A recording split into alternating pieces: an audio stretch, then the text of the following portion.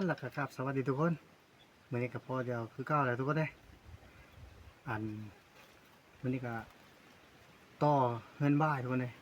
ต่อบ้านเถียงทุกคนเลยเขาขยายเถียงเอาอีกทุกคนเลยเถียงมันห้อมนี่แล้วเขาก็ได้ลงซอกลงเสาแล้วทุกคนเลยลงเสาแล้วก็ใส่หอกใส่ข่างทุกคนเลยนี่ทุกคนเขาต่อจากตัวเก้าทุกคนเลยตัวเก้าแต่มันน้อยทุกคนเลยมันน้อยละเขาจะให้มีพื้นที่กว้างขึ้นแล้วเด็ดเสริมเสามาอีกทุกคนเลยกระตีทุกคน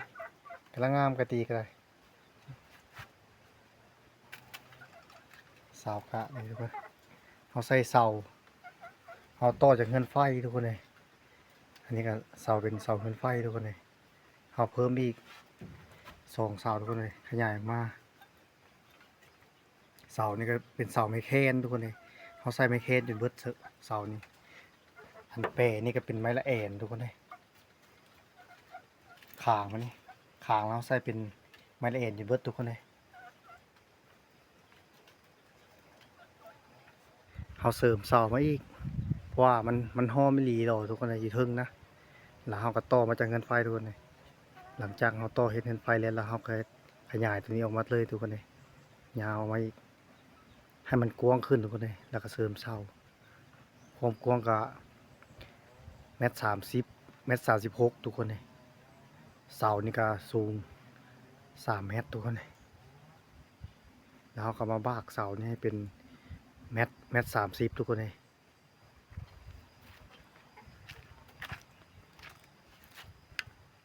ขยายไม่ทุกคนเลยนี่ต้องไปแค่ทุกคนอันนี้เขาก็ใส่เป็นไม้หลังเต้าทุกคนเลยขางมันต้องใส่เป็นไม้หลังเต้าจนเบิดทุกคนเลยนี่ไม้หลังเต้าไม้แกนล่อนหลังเต้าทุกคนเลยไม้ละเอ็นตัวนี้เขาซอยใส่ทุกคนเลยอันนี้ก็ซอยใส่แต่ตัวนั้นก็ยังไม่ได้ใส่ทุกคนเลยซอยเรียบร้อยแล้วยังไม่ได้ใส่เดี๋ยวเขาต่อมาจากตัวเก้าทุกคนเลยแบบเขาจากม้างฮาวอันบนพนักหน้าออกทุกคนเลยม้างเราเอามาต่อใส่เสาพี่มันเอามาต่อใส่เสาพี่ให้มันกว้างขึ้นทุกคนเลยแล้วก็ปูแป้นยาวมาเลยทุกคนออกมานอกเลยเดี๋ยวสีซอยไม้ตื้มทุกคนเลยไม้ยังบ่พอ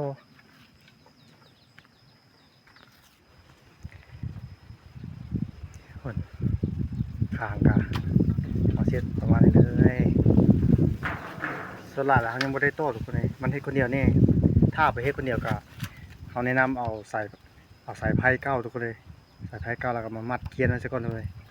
เขียนไว้เลยเขายังค่อยตอกทุกคนเลยถ้าให้คนเดียวทุกคนเลยแนะนำวิธีนี้เวิร์กทุกคนเลยถ้าให้คนเดียวถ้าให้2 คนละบ่มัดก็ได้ทุกคนเลยถ้าให้คนเดียวละมัดทุกคนเลย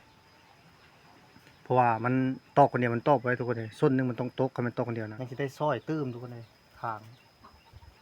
ไม้กามีได้ทุกคนเลยเอามาแล้วกับไม้เป็นไม้ลังเต้าจนก็เดี๋ยวเขายังไปซ้อยทุกคนเลยเดี๋ยวเขาตอกตัวนี้ก่อนเลยตอกตัวมันติดเสาก่อนยังอีกตัวนึงทุกคนเลย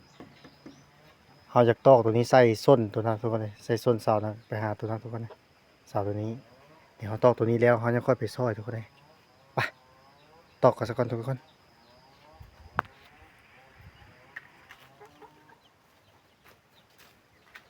ไปตอกคนเดียวกันนี่นะทุกคนนี่ใส่ไฟแบบนี้เอามามัดไปทุกคนเลยมัดส่วนหนึ่งแล้วเขาก็ต่ออีกส่วนหนึ่งมันยังสบายนี่ไม่เอาใส่ทุกคน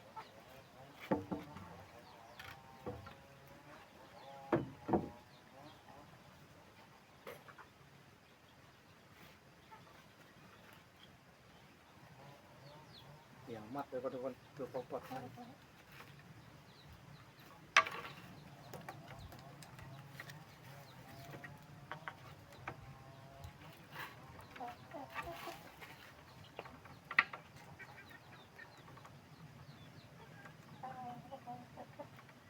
มัดแบบนี้เลย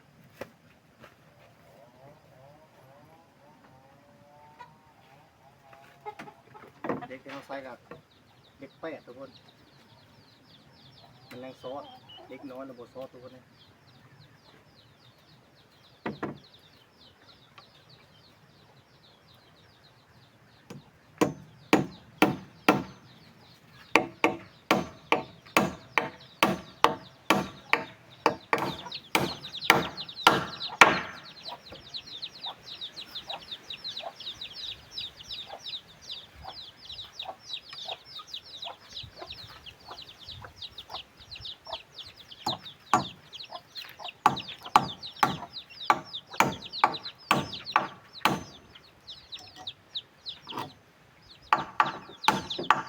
ดี๋ยวเรากำลังสิซอยไม้ทุกคนเลย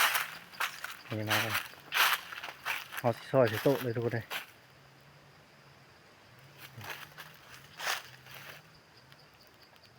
เอาซอยสิโต๊ะเอามันสบายทุกคนยับสิใส่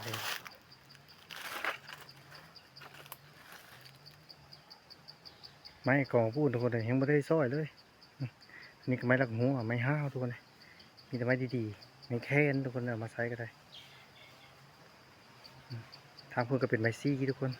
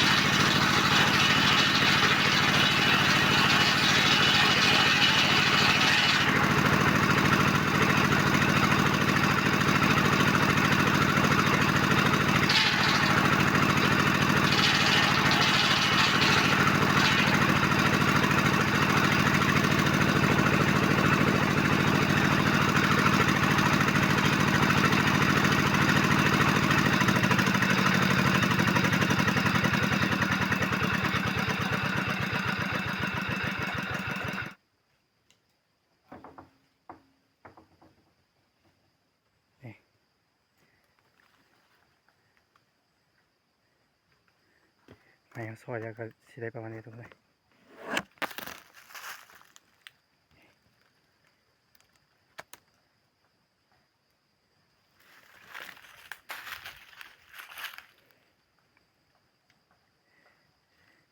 ยาวละ4 เมตร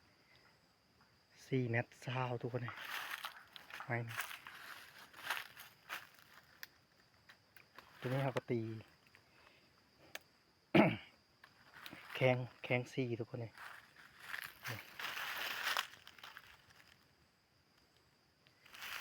ตีแข้งซี่แล้วก็หน้านี่หน้า14ทุกคนเลย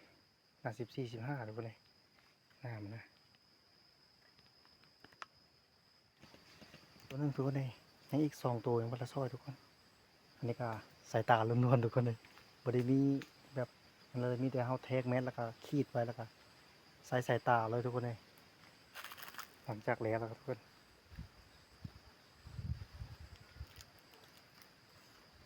นี่ก็คือประมาณนี้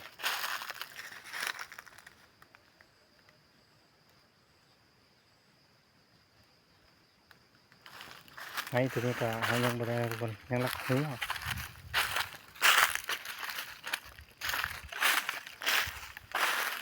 มาละหัวทุกคนมีแต่ไม้แก้นแล้วเขาสิมาเลือกเอาตัวที่มันขี้ร้ายเนี่ยทุกคนเลยเอาตัวที่ว่ามันขี้ร้ายแล้วก็มาซอยเป็นไม้ขากันนั่นทุกคนเลยนี่ตัวนี้ก็ได้เดี๋ยวหาเบื้องตัวมันที่พอดีแล้วทุกคนเลยยืดอะไรก็ซอยยากทุกคนเลยมันซอยคนเดียวนี่ไม้ระดับนี้มันต้องระดับ2 คนทุกคนเลยมันหนามันเป็นไม้ลังเต้าทุกคนทุกคนเลยเดี๋ยวเราเลือกเอาตัวนี้ไปซอยทุกคนเลยเราเลือกมาละไม้ลังเต้าทุกคนเลยเดี๋ยวเราเลือกไว้สำเร็จแล้วก็เราซีมาซอยให้เป็นโตขึ้นได้ทุกคนเดี๋ยวเราซีมาตีเป็นโตขึ้นอย่างนี้ให้มันได้แบบนี้ทุกคนเลยไม้ก็ไปไม้ก็จะคดทุกคนเลยเดี๋ยวเรามาตีให้มันซื่อทุกคนเลยเดี๋ยวเราจะมาเปย์ให้เป็นแบบนี้ทำได้หน้าตรงนี้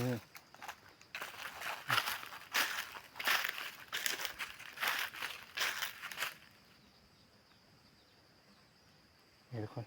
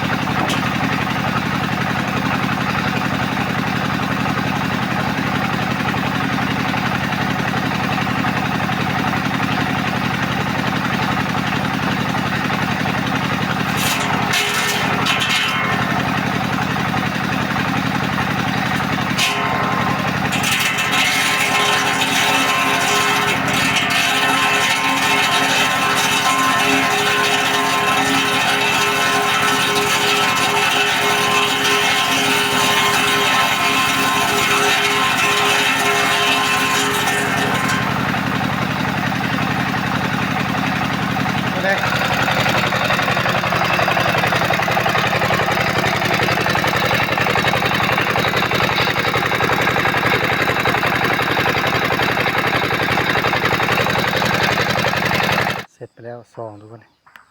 ยังตัวหนึ่งทุกคนที่เรียบร้อย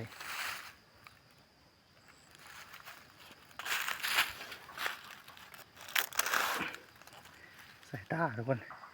แน่สายตาลุยแล้วเลยโอ้มีอันปั๊บอันเปิดเลยจะโตเขาก็ได้สายตาแน่เอาทุกคนเลยอยากย่างเลยทุกคนเลยซอยไปเดียวนี่ไม้กับไม้นักทุกคนเลย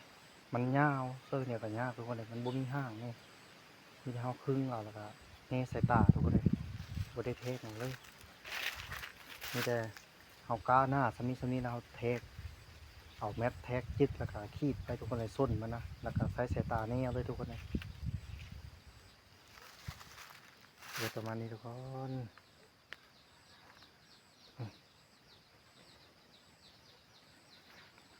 ไปทุกคนเดี๋ยวเราลองเอาไปใส่เบิ้งทุกคนนะเดี๋ยวเราลองไปฟาดเบิ้งว่ามันสิพอดีบวกกับตัวที่เราเก็บไว้นะทุกคนนะไป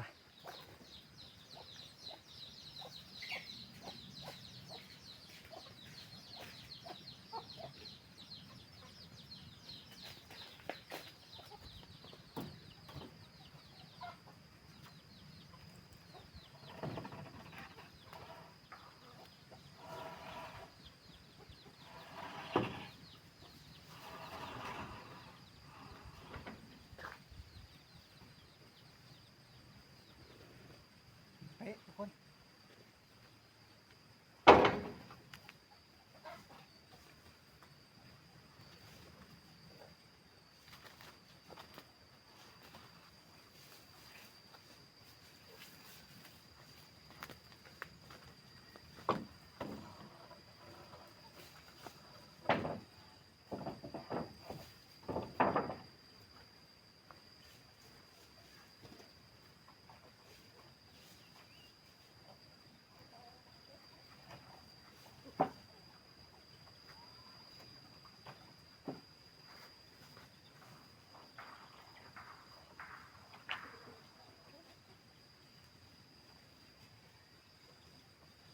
มัดไว้ยังค่อยๆทุกคน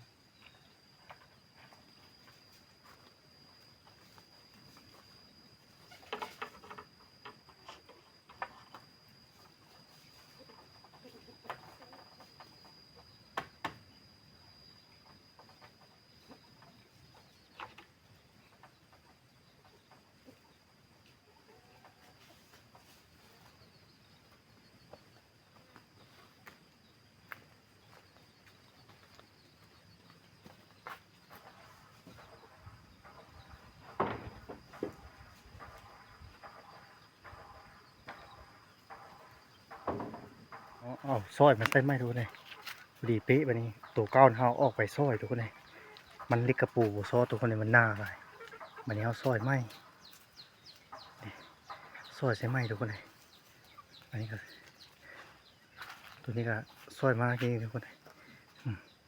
พอดีเป๊ะทุกคน